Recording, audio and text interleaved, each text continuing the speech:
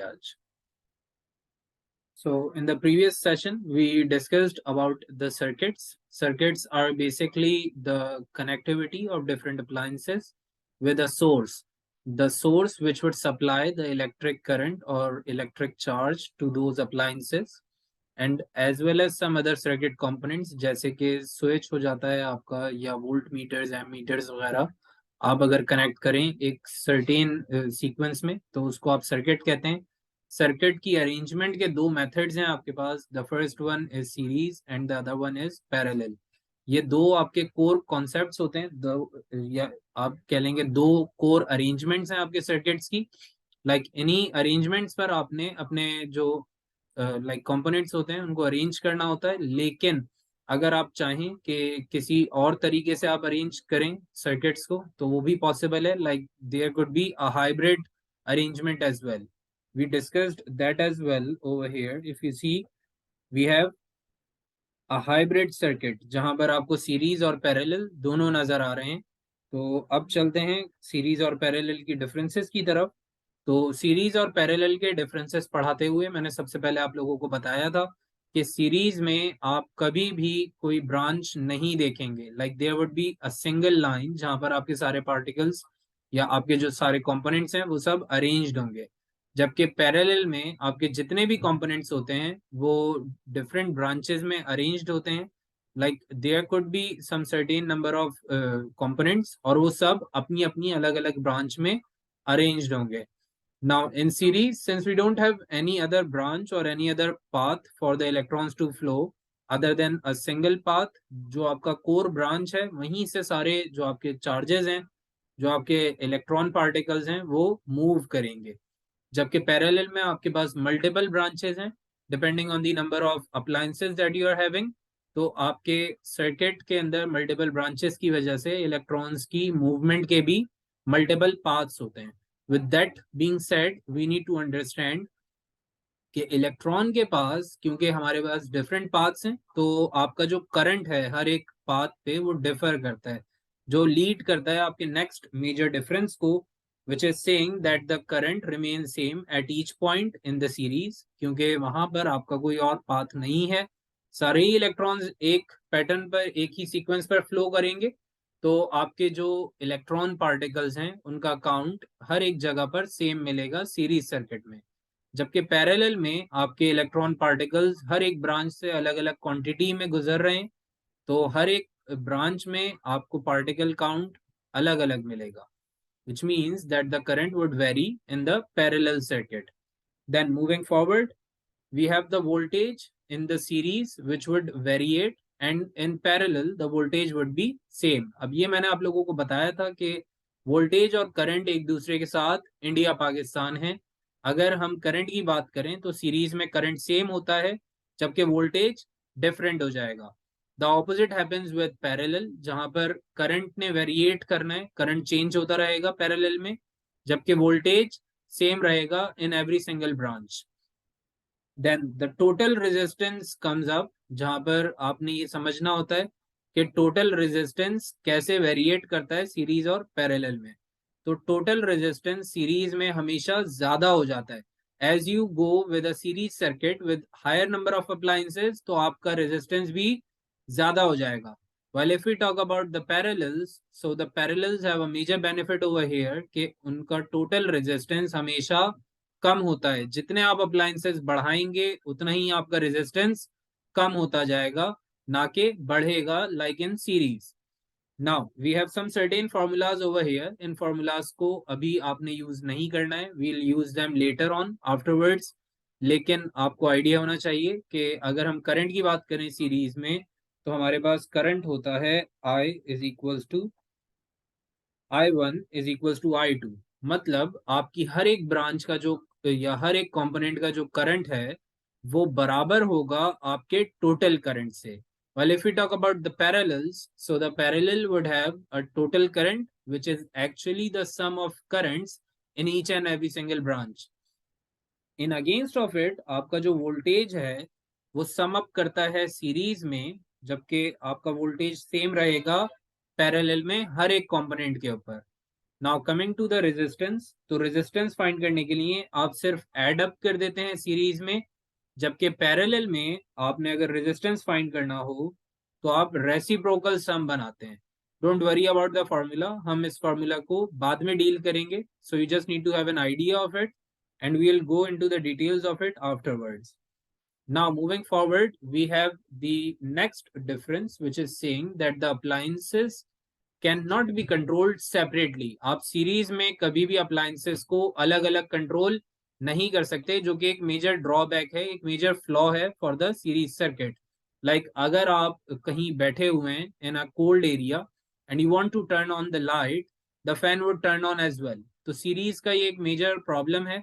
आप अगर एक लाइट बल्ब की नीड में है तो आपको साथ में फैन भी चलाना होगा, या अगर आप नाइट टाइम में हैं, since you wish to turn off the lights, you need to turn on the fan as well at the same time. तो आप कोशिश ये कर रहे हैं कि फैन ऑन हो जाए लेकिन लाइट बंद हो जाए, जो कि सीरीज के साथ पॉसिबल नहीं है।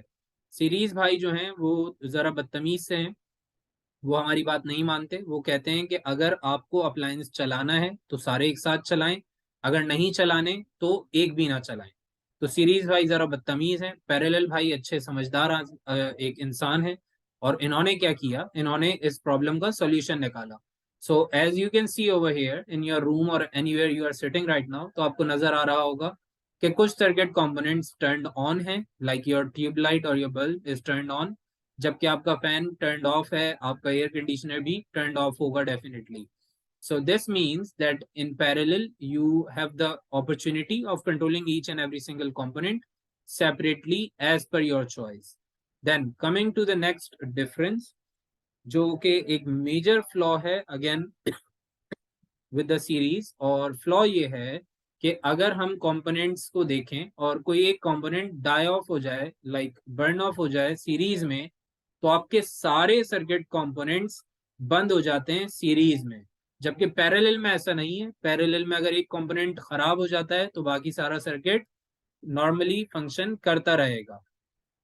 Then the next like the next one is although drawback of series, लेकिन ये आपको बेनिफिट के तौर पर नजर आएगा। It is saying that series will not use up much of the power supply. अब ऑफ कोर्स ये आपको एक बेनिफिट नजर आ रहा है, तो क्वेश्चन ये बनता है कि सर ये एक ड्रॉबैक कैसे है। ड्रॉबैक इस तरीके से है कि सीरीज ने किसी भी अप्लायंस को ऑप्टिमल लेवल पर नहीं चलाना, the appliance would not function properly. अब हमारा पर्पस क्या था अप्लायंस को लगाने का, we wanted to have the maximum और the best possible output from that particular appliance. अगर वो आउटपुट मुझे नहीं मिल रहा, so what is the point of having that appliance. तो सीरीज क्या करता है, किसी भी अप्लायंस को फुल आउटपुट पर नहीं चलने देता, जिसकी वजह से आपको ये महसूस होता है कि आपकी जो पावर सप्लाई है वो तो कम लग रही है, लेकिन आपके अप्लायंसेस आपकी नीड फुलफिल नहीं कर पा रहे। In against of it we have the parallels who are basically using the larger amount of power, लेकिन उन्होंने आपको हर एक अप्लायंस में से मैक्सिमम आउटपुट जनरेट करके देना है, which is a major plus in context of the use case। अगर आप यूज केस की बात करें तो यूज केस काफी अच्छा हो जाता है पैरेलल में, ऑल्दो पावर सप्लाई ज्यादा लगती है। Now let's talk about the construction of the series and parallel. तो आपके पास एक पावर सप्लाई है, लेट्स से आप एक सेल के साथ डील कर रहे हैं। तो सीरीज में आपको जितने भी कंपोनेंट्स हैं वो कुछ इस तरीके से नजर आएंगे विद द पावर सप्लाई। और यहाँ पर अगर हम करंट और वोल्टेजेस की बात करें, so let's say if the voltage is 10 and the current is 5, तो आपको नजर आएगा कि हर एक कंपोनेंट पे करंट कितना है, मेरे पास 5 एम्पियर्स है। जबकि वोल्टेज आपका स्प्लिट हो जाएगा, the voltage would be divided depending on the resistance. तो हमारे पास लेट्स से यहाँ पर वोल्टेज आ रहा है 6 और दूसरे साइड पर हो जाएगा 4, so that both of these voltages when added up would ultimately give you a value of 10 volts। तो आपके पास ultimately 10 volts ही आ जाएगा, which is going to be the sum of voltages। जबकि आप अगर करंट की बात करें तो करंट में आपको नजर आ रहा होगा that you are having each current with the same rating as the total. तो जो आपका टोटल सप्लाई था करंट का, आपको हर एक कंपोनेंट पर उतना ही करंट नजर आ रहा है. Now talking about the resistances, so let's say the resistance was 2 ohms over here and it was let's say 1 ohm on the right resistor. अगर मैं इधर से टोटल फाइंड करना चाहूं तो मैं टोटल बिल्कुल फाइंड कर सकता हूं. The total is going to be 3 ohms. I'll just simply add up the resistances and figure out the total. अगर हम पैरेलल की बात करें तो पैरेलल में आपकी कंस्ट्रक्शन कुछ इस तरीके से रहेगी that you would have a power supply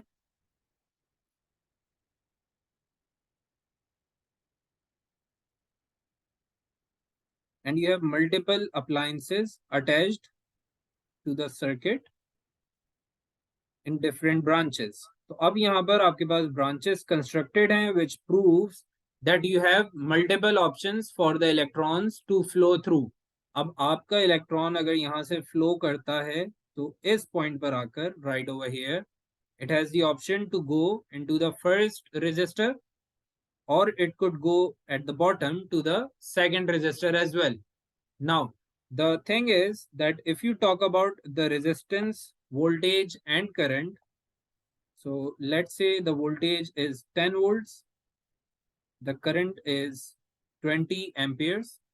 तो हमारे पास जो वोल्टेज होगा वो हर एक कंपोनेंट पे इक्वल टू द टोटल ही रहेगा.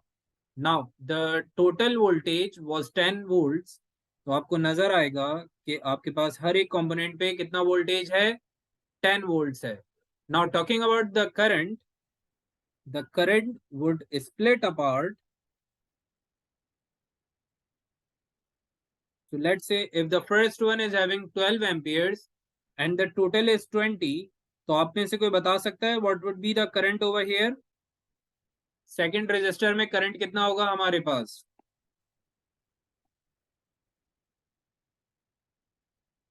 No, we have 12 in the first resistor and the total is 20. It's 8. Very good, Amna.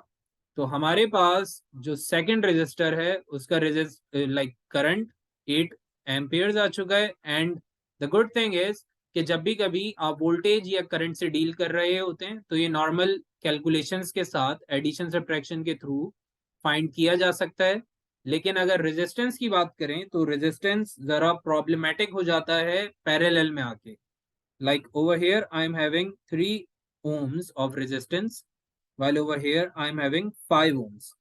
अब सीरीज में हमने देखा था कि अगर मैं रेजिस्टेंस फाइंड करना चाहता हूं total, I just need to add up the resistances and that would be my total. लेकिन यहाँ पर सीन्स डिफरेंट है, फॉर्मूला भी काफी इनडिफरेंट हो जाता है. It seems like this: 1 over r is equals to 1 over r1 plus 1 over r2 plus 1 over r3 plus 1 over r4. जहां तक भी आप लेकर जाना चाहें रेजिस्टेंस को ले जा सकते हैं, लेकिन 1 अपॉन r करके ही रखना लाजमी है. Now over here I am having 3 ohms and over here I am having 5 ohms. So it would B 1 over 3 plus 1 over 5. और साथ में ये भी याद रखना है कि मेरे पास लेफ्ट साइड पर r नहीं है बल्कि 1 over r है. Now I need to simplify them. तो 1 over 3 बन जाएगा मेरे पास 0.3, जबकि 1 over 5 मेरे पास बनेगा 0.2. I'll add them up and I'll be having 0.53. That is again 1 over r. तो अगर आप r over 1 करना चाहें तो आप कैसे करेंगे? You basically need to reciprocate the value. जो 0.53 था उसके नीचे 1 मौजूद था. I'll reciprocate it and it would become 1 upon 0.53. और इस तरीके से मेरे पास रेजिस्टेंस बनकर आएगी as almost 2 ohms. Now there is a check over here. अगर आप अपने रेजिस्टेंस कैलकुलेशन के बाद उसको कंफर्म करना चाहें वेदर इट इज करेक्ट और रॉन्ग, तो आप पैरेलल सर्किट में बस ये नोटिस कीजिएगा कि आपकी लोएस्ट रेजिस्टेंस कितनी है. The lower one is 3 ohms. तो आपका टोटल लोएस्ट से भी कम होगा, which proves this point over here, which was saying that the total is always very low. तो आपका total resistance हमेशा सबसे कम वैल्यू रखेगा and even lower than the lowest resistance. तो ये चीज आप यूज कर सकते हैं to check your answer. And the same goes with series, जहां पर आप similar check लगाएंगे but with a opposite concept. यहां पर अगर आप नोटिस करें तो आपकी टोटल रेजिस्टेंस बन रही है 3 ohms, which is greater than the greatest resistance, and that again proves this point of ours, which was saying that the total is always very high. आपका जो टोटल है वो बहुत ज्यादा होता है और इनफैक्ट जितनी भी वैल्यूज गिवन होंगी उन सबसे ज्यादा नजर आएगा आपको. So in series, if you are finding a total, you would always have the total greater than the greatest resistance, while in parallel, the total would be lower than the lowest resistance. तो इस तरीके से आप अपने answers को check कर सकते हैं for the total resistances. Now moving forward, हमारे पास एक नया कॉन्सेप्ट है आज जो हमने कवर करना है. Then we'll move on to the calculations.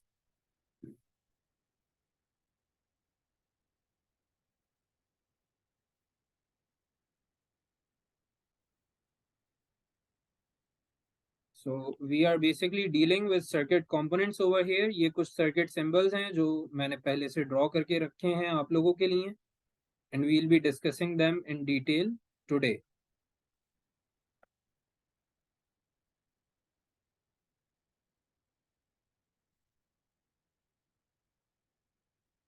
Now, before we start with these circuit components, आपको मैं कुछ एक important चीज बता देता हूँ that not all of these circuit components are important as for our syllabus.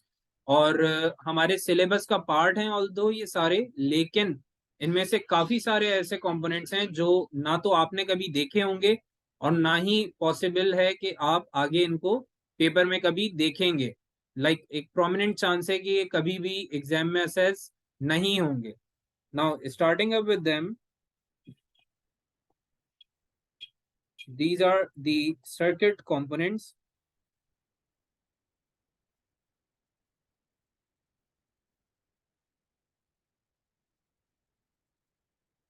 और इन सारे सर्किट कंपोनेंट्स में जो सबसे इंपॉर्टेंट सर्किट कंपोनेंट्स हैं उनके पास मैं एक स्टार बना देता हूं so that you would see them more oftenly in the paper.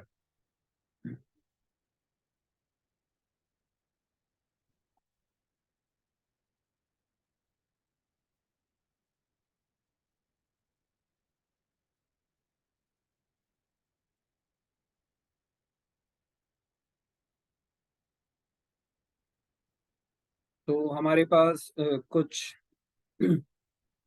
Circuit components हैं which are having a single star, और कुछ सर्किट कंपोनेंट्स होंगे जिन पर डबल स्टार आएगा. मतलब वो आपको लाजमी याद होने चाहिए और वो बहुत ही इंपॉर्टेंट है हमारे पेपर्स के लिए.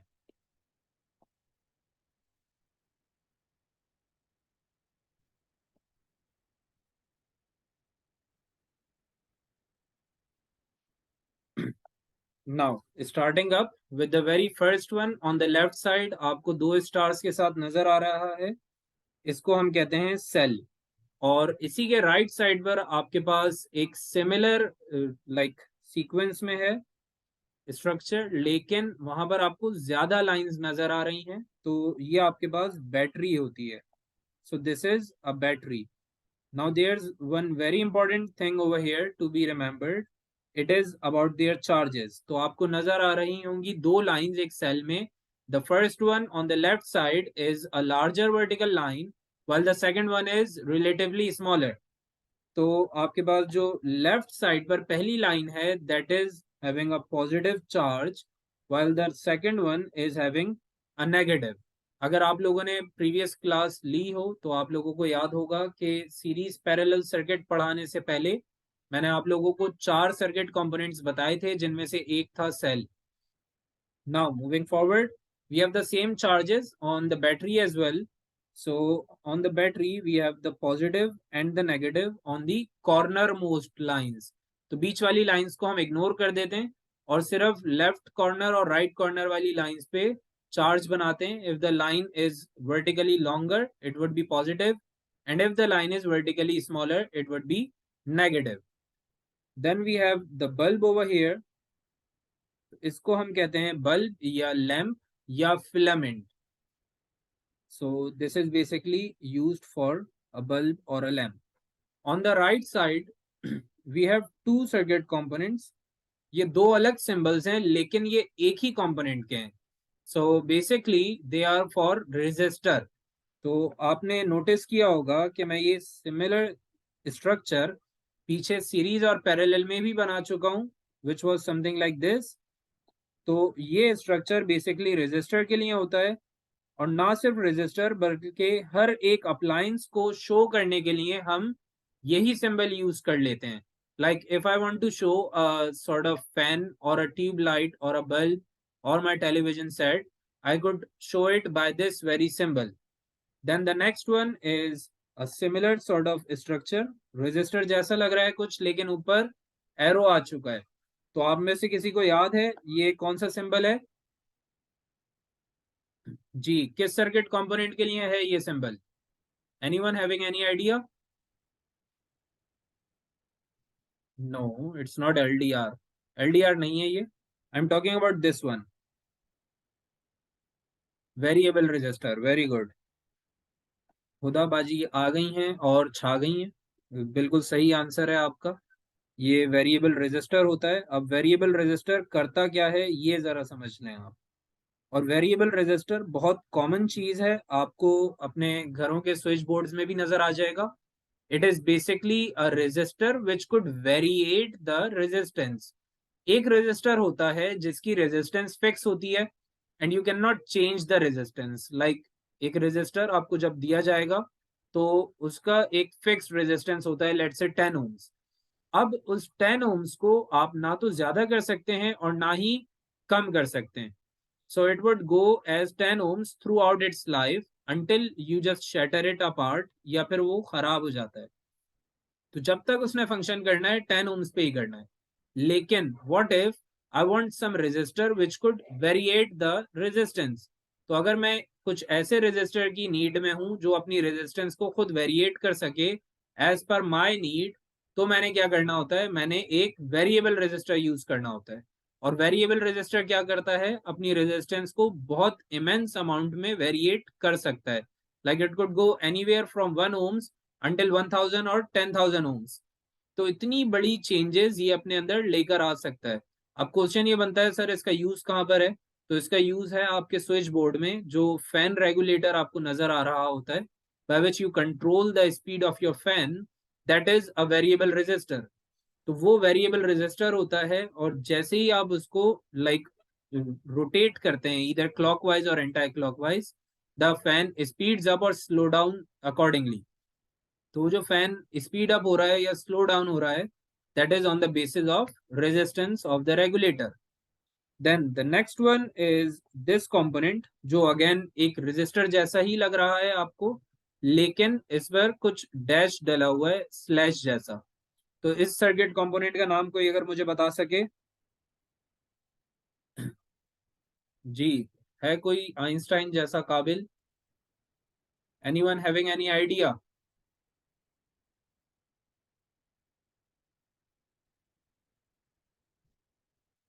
Okay, this is thermistor. Very good.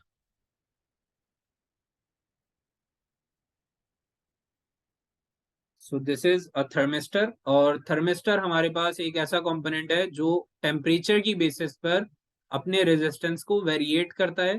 Tension नहीं लेनी है, इसको हम डिटेल में पढ़ेंगे आगे.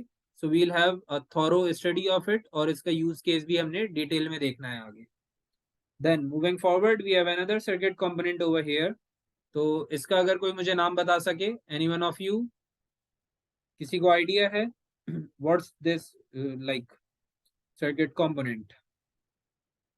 Yes, anyone? LDR. Very good. Now this is LDR. और LDR की फुल फॉर्म होती है लाइट डिपेंडेंट रेजिस्टर. इसको भी हम काफी डिटेल में पढ़ेंगे. और ये बेसिकली अपनी रेजिस्टेंस को वेरिएट करता है on the basis of light that is coming on it. Like जितना लाइट ज्यादा होगी इसके ऊपर उतनी इसकी रेजिस्टेंस कम होती जाएगी। So we need to discuss it in detail afterwards as well. तो आगे चलते हैं। अब हमारे पास एक और सिंबल है which is already like taught in the previous chapter. हमने जब स्टैटिक इलेक्ट्रिसिटी कवर किया था वहां पर आपको डिटेल में पढ़ाया था। इसको हम कहते हैं अर्थ और ground. So this could be like the symbol for earth wire और ग्राउंड। और ये हमने स्टैटिक इलेक्ट्रिसिटी में पढ़ा था, like a source of electron और a consumer of electron. Like अगर आपके पास एक्सेसिव इलेक्ट्रॉन है, आप देना चाहते हैं, तो आप ग्राउंड वायर को जितना मर्जी इलेक्ट्रॉन दे दें वो एक्सेप्ट कर लेता है। In against of it, if you are like a receiver of electron, आपको इलेक्ट्रॉन्स की रिक्वायरमेंट है, तो आप जितने इलेक्ट्रॉन्स चाहें अर्थ वायर से ले भी सकते हैं। So it basically behaves like a bank of electrons. ये इलेक्ट्रॉन के बैंक्स की तरह बिहेव करता है। Then we have another symbol. Can any one of you guess which symbol is this one? किस चीज के लिए यूज होता है ये symbol?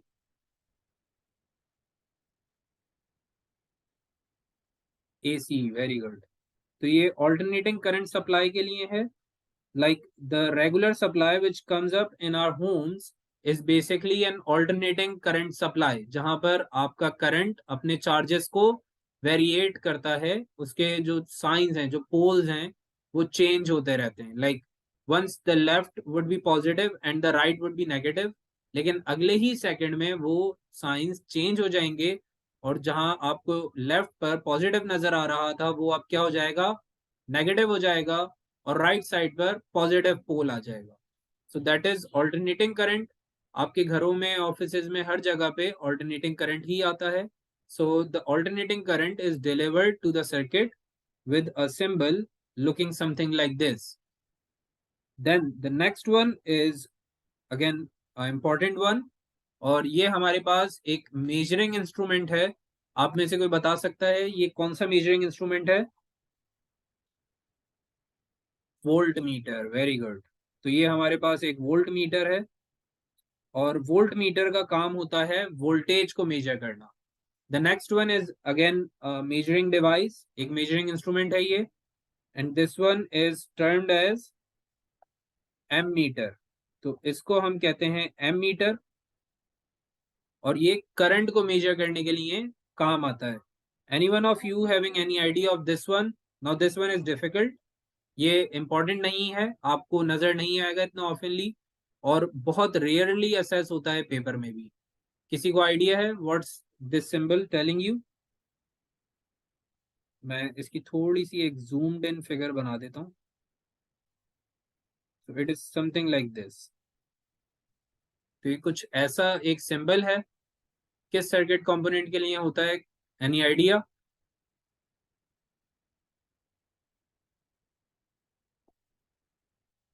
Okay, I'll tell you. Basically, this is for the galvanometer.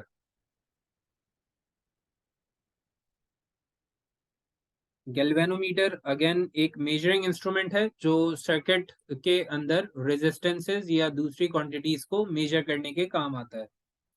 The next one is a very important one and this is very common as well. तो आप में से कोई बता सकता है ये कौन सा सर्किट कंपोनेंट है? Switch, very good. तो ये एक स्विच है जिससे कि आप अपने घर के सारे अप्लायंसेस और अपने स्कूल और ऑफिसेज में भी सारे अप्लायंसेस कंट्रोल करते हैं।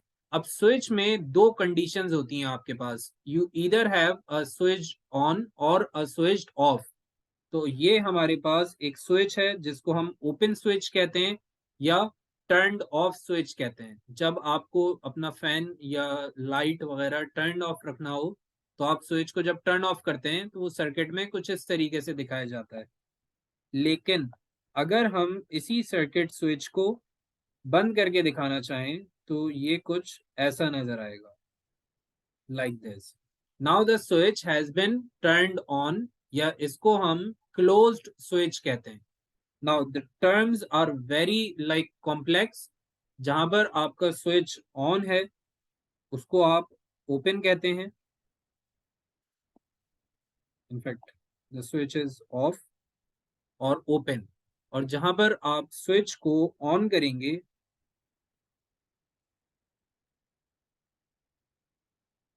इसको हम कहते हैं close. So this is how we have the switches in our circuit.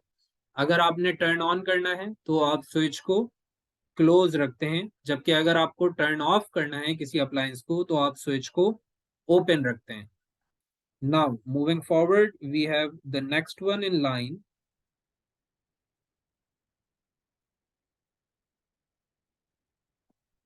Which is right over here. तो आप में से कोई बता सकता है ये सर्किट कंपोनेंट कौन सा है? Although this is not very important और ये आज तक पेपर में असेस नहीं हुआ है, लेकिन सिलेबस का पार्ट है। तो किसी को कोई आइडिया है सर्किट कंपोनेंट से related?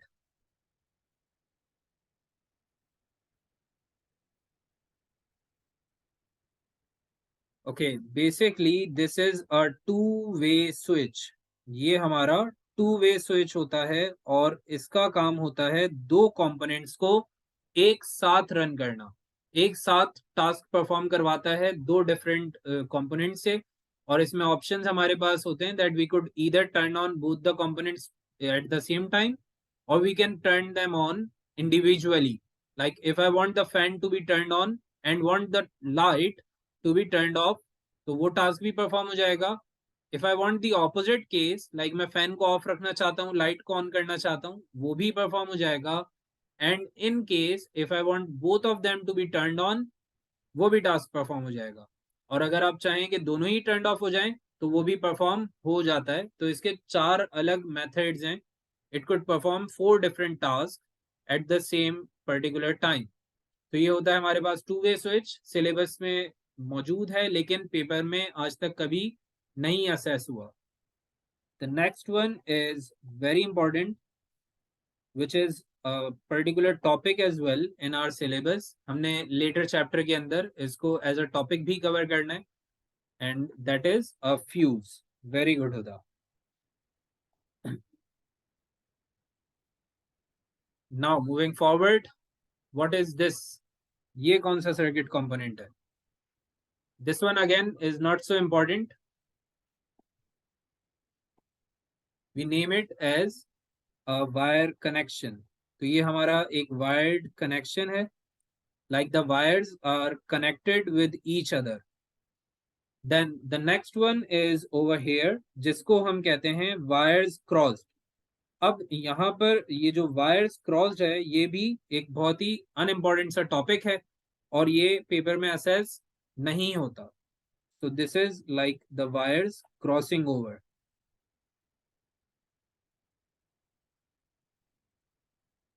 Now the scenario over here is कि आपके पास दो वायर्स होते हैं, अगर वो एक दूसरे के ऊपर से क्रॉस ओवर करते हुए जा रहे हैं तो आप वायर्स क्रॉसिंग ओवर के थ्रू उनको रिप्रेजेंट करते हैं।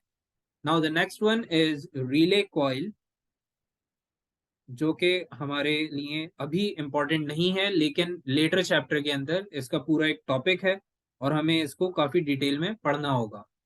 Now we have the last to.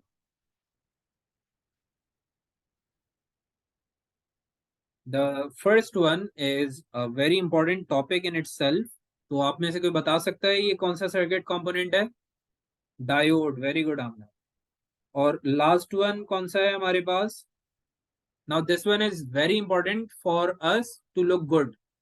अगर हम पिक्चर्स में अच्छा दिखना चाहते हैं तो उसके लिए एलईडी का ऑन होना जरूरी है फोन में। सो दिस इज एलईडी। अगर दुनिया में एलईडी ना होती, लाइट एमिटिंग डायोड ना होती, तो आपकी और हमारी प्रोफाइल पिक्चर्स ब्लैंक होती। तो प्रोफाइल पिक्चर्स होने की वजह क्या है? LED lights, these are light emitting diodes. इनकी खास बात यह है कि ये ऐसे डायोड्स होते हैं जो चार्ज को टेक इन करके एक स्पार्क जनरेट करते हैं, एक फ्लैश जनरेट करते हैं for a very small amount of time. और इसलिए इनको हम कैमराज में यूज करते हैं where we want them to sparkle a light for a mini second और a very small amount of time. तो ये हमारे पास सर्किट कंपोनेंट्स हैं। अब आ जाते हैं हम सर्किट की कैलकुलेशंस पे। तो अब क्योंकि आप लोगों को आइडिया हो चुका है कि सर्किट कंपोनेंट्स कौन कौन से हैं और कैसे दिखते हैं, तो अब सर्किट बनाना और उससे रिलेटेड कैलकुलेशंस करना आप लोगों के लिए रिलेटिवली इजी होगा। So starting up with circuit calculations.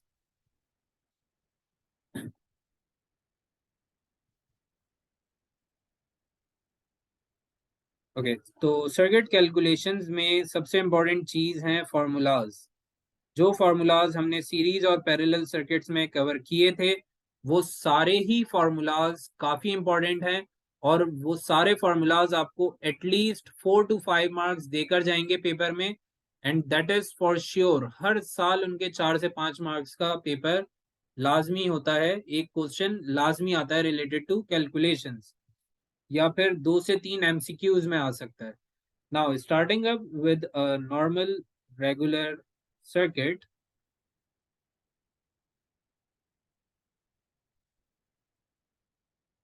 So can any one of you tell me which circuit type is this?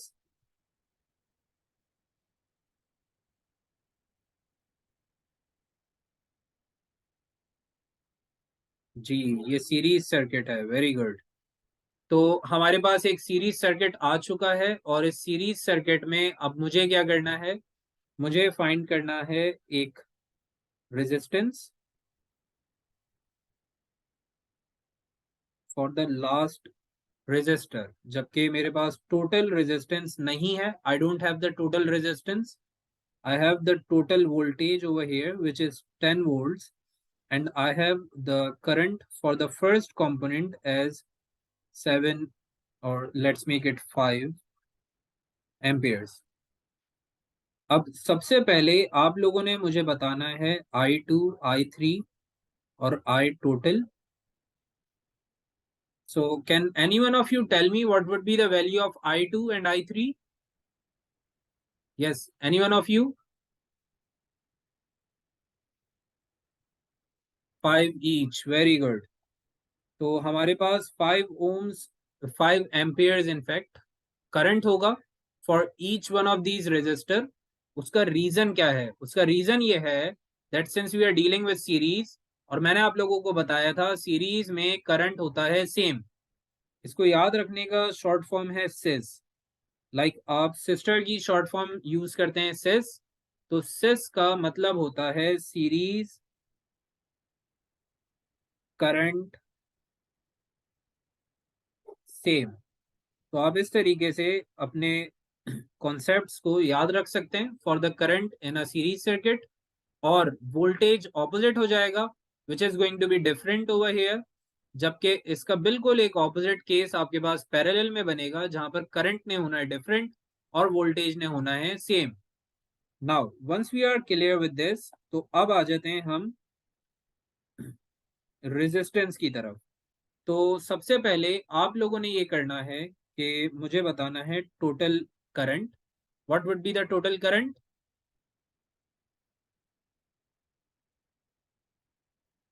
Yes, any idea? 5। Very good. Reason ये है कि आपके पास हर एक कंपोनेंट में उतना ही करंट नजर आ रहा होता है जो कि पावर सप्लाई का होता है। Once we are done with this, तो अब आपके पास एक पुराना फॉर्मूला उठकर आएगा which is from the Ohm's law. तो हमने आई गेस 2 क्लासेस पहले एक फॉर्मूला पढ़ा था in the Ohm's law, which was saying that V is equal to I R. तो आपके पास V is equal to I R यहाँ पर बहुत यूज होने वाला है। V is voltage, I is current and R is resistance. तो अब हमारे पास वोल्टेज और करंट मौजूद है, रेजिस्टेंस हम फाइंड कर सकते हैं total. So can any one of you tell me what would be the resistance for this circuit? Total resistance क्या होगा हमारे पास? Any idea?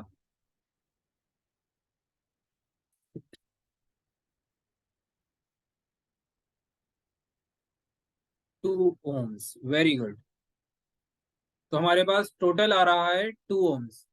Now what we need to use over here is that we have the resistance of 0.2 and 0.3, और मुझे find करना है x ohms over here। तो अब आप में से मुझे कोई बता सकता है कि मेरे पास x की वैल्यू कितनी होगी if I am considering the first and the second resistance to be 0.2 and 0.3।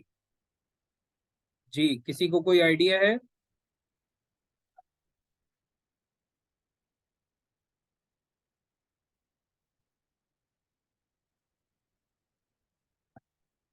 0.5? You sure? What would be the resistance of x? I'm talking about this one. जो राइट मोस्ट है हमारे पास उसका resistance आएगा 1.5। I'll tell you how it showed up. Basically, the formula for resistance in a series circuit was R total is equal to R1 plus R2 dot dot dot।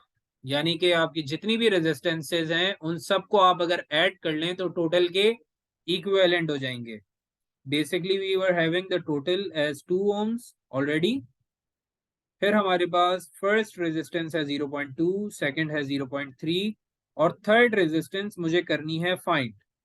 So what I will do is I will just pick up both of these resistances, add them up and subtract them with 2। तो मेरा final answer कितना आ जाएगा?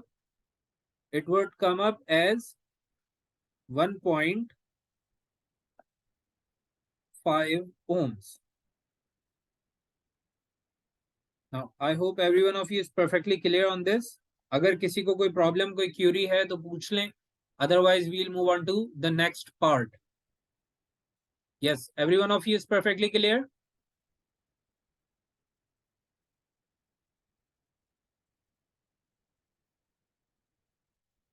Okay, it seems like all of you are perfectly clear. तो एक चीज और यहाँ पर हम करने लगे हैं which is to figure out the voltage. तो अब मुझे वोल्टेज फाइंड करना है for the first resistor. First resistor का मेरे पास करंट पहले से मौजूद है। I have got the resistance as well. So the current was 5 and the resistance was 0.2। I need to figure out the voltage. तो मेरे पास फॉर्मूला अगेन एक ही है, V equals to IR which would interact with voltage, current and resistance at the same time. तो यही formula आपने use करना है and you need to figure out the voltage for the first resistor. तो जल्दी से जरा सॉल्व करें और मुझे बताएं वोल्टेज कितना आ रहा है। वोल्टेज 1 आ रहा है, very good. So this is how you deal with different sort of resistors in a series circuit. अब इसको हम लेकर चलते हैं नेक्स्ट सर्किट टाइप पर, जो कि आपके पास एक पैरेलल सर्किट है।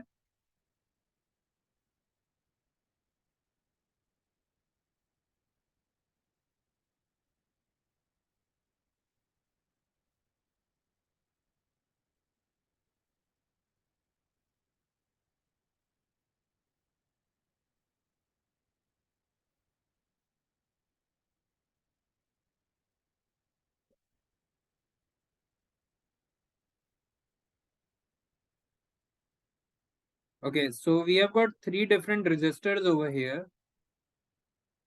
and these three resistors are placed in parallel, as you already can see. The examiner is saying that the voltage is unknown while the current for the total is 20 amperes. And the examiner is saying that we have got the first current rating of 5 ampere, the second one of 8 amperes, and the last one is unknown. तो हमारे पास I3 जो है वो unknown है, and the examiner is saying that we have been provided with the resistance of 4 ohms, 8 ohms, and the final resistance is 12 ohms. Now what we need to do is we need to figure out the unknown values.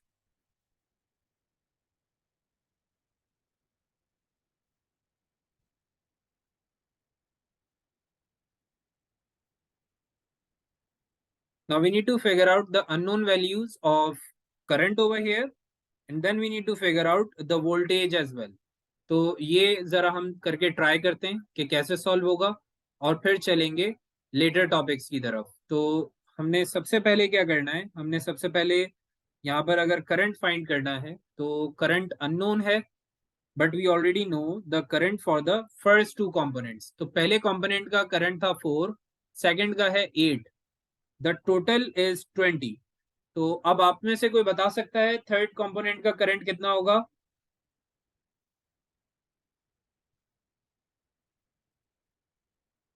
8 होगा। Very good. So this is going to be 8 amperes. Now, the thing over here is that the examiner is saying that you need to figure out the voltage as well. Like सिर्फ total voltage आपने find करना है। अब total voltage find करने के लिए हम कौन सा तरीका यूज कर सकते हैं ये समझें। एक तरीका तो ये है कि आप अगर total current और टोटल रेजिस्टेंस फिगर आउट कर लें तो उसको यूज करते हुए आप अपना वोल्टेज फाइंड कर सकते हैं फॉर द टोटल। दूसरा आसान तरीका ये है जिससे आप डायरेक्टली फाइंड कर पाएंगे अपना वोल्टेज, वो ये होगा that since you already know that the voltage in each and every single component would be equivalent to the total. जो हमारे पास टोटल बिल्कुल टॉप पे है वही वोल्टेज आपको हर एक कंपोनेंट में नजर आने वाला है, which means that the voltage over here would be equal to the voltage over here, would be equal to the voltage over here, and all of them would always be equal to this voltage। तो tension ही खत्म है हमारी। हमें ये figure नहीं है कि मुझे टोटल वोल्टेज के लिए टोटल करंट और टोटल रेजिस्टेंस दोनों से डील करना है। We don't want to do that and we are not required to do that either. Examiner हमें चाहता ही नहीं है कि हम पूरी रेजिस्टेंस और वोल्टेज यूज करके तो एक थर्ड क्वांटिटी फाइंड करें, जबकि हम उसे डायरेक्टली भी फाइंड कर सकते हैं।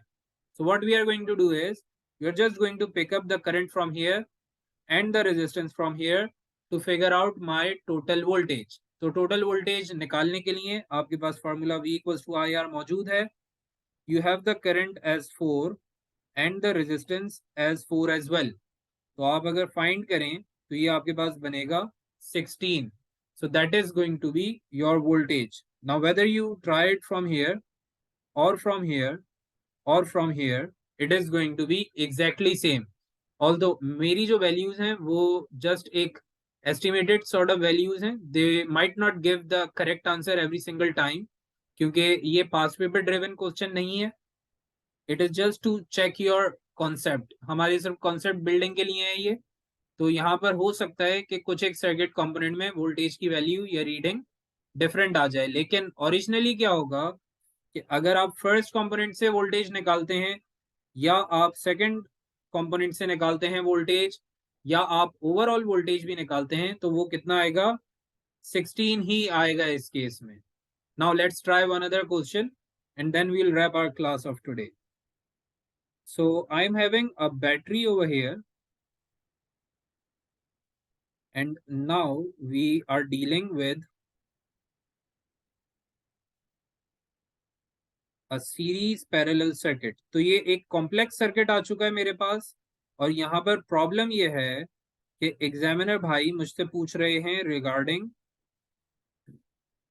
The total resistance. तो अब रेजिस्टेंस फाइंड करनी है मुझे टोटल, जबकि मुझे हर एक कंपोनेंट की रेजिस्टेंस गिवन है like this. Now this one is very easy and basic. फिलहाल अभी मैंने काफी इजी क्वेश्चन दिया आप लोगों को।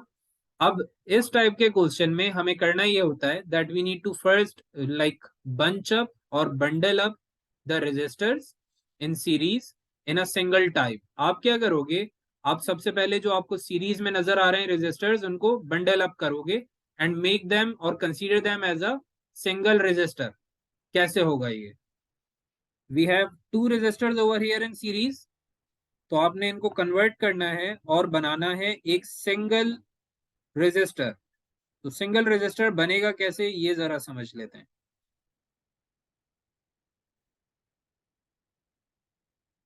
We are going to make it a single resistor by adding their resistances। तो इन दोनों के रेजिस्टेंसेस को हम जमा करके टोटल करके एक फाइनल रेजिस्टेंस बनाएंगे। What we are going to have is a 5 ohm resistor. तो हमारे पास एक 5 ओम रेजिस्टर आ जाएगा यहाँ पर। Once we are done with this, तो अब हमने जो नेक्स्ट ब्रांच में रजिस्टर मौजूद था उसको ड्रॉ करना है, which was also 5 ohms. So we are having 5 ohms over here as well. Now, what we have got is a set of two different resistors having 5 ohms each in a parallel rating. Like in a parallel setup, we have got two resistors. अब यहाँ से हम total आराम से बना सकते हैं. We are having two of them in parallel. So we'll write the formula of parallel as 1 over R is equals to 1 over R1 plus 1 over R2. अगर ज्यादा रेजिस्टर्स होते हैं तो हम 1 ओवर R3 भी लिख सकते हैं यहाँ पर, और जितने भी नंबर्स आप चाहें वो बढ़ा सकते हैं. Now what we need to do is we need to replace R1 and R2 with their respective values. So we are having 5 each. और यहाँ से हमने सबसे पहले इनको कन्वर्ट करना होता है into decimal so that they are easy to handle. ये easy to handle हो जाएंगे जब आप इनको डेसिमल में कन्वर्ट करेंगे. Now you need to keep that in mind that you are having 1 over R on the left side. ये एक मेजर फ्लॉ होता है हर स्टूडेंट के सॉल्यूशन में as per the examiner report of 2019 May June, जहां पर एग्जामिनर भाई ने यही टाइप का क्वेश्चन दिया था. और according to his examiner's report हुआ कुछ ऐसे कि हमारे पास 85% of students were unable to understand this particular thing कि उन्होंने 1 ओवर R रखा हुआ है आखिर में. And what they did was that they just simply added up the values and considered it to be the final answer. उन्होंने इसी answer को फाइनल आंसर कंसीडर कर लिया और उनको जो फाइनल मार्क आंसर पे मिलना था वो लूज हो गया है. So you need to keep that in mind specifically कि आपके लेफ्ट कॉर्नर पे R नहीं है, 1 ओवर R है.